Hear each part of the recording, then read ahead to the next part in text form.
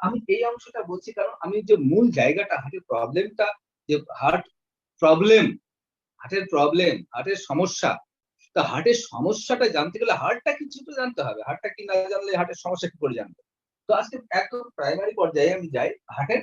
তাহলে আমরা জানি প্রত্যেকেই যে হার্টের 4টা প্রকোষ্ঠ থাকে, 2টা অলিন্দ আর 2টা নিলয়। ডান অলিন্দ, বাম অনিন্দ, আর যে ডান নিলয়, বাম নিলয়। আর কি থাকে না, তো আমরা শিরা ধমনির কথাও জানি।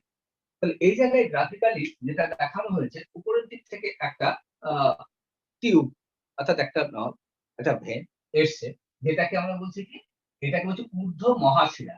তাহলে উপর থেকে একটা নল অর্থাৎ টিউব পাইপ জাতীয় কিছু এসছে, এসে এই প্রকোষ্ঠের সঙ্গে যুক্ত হলো, যেটাকে বলছি আমরা ঊর্ধ্ব মহাশিরা।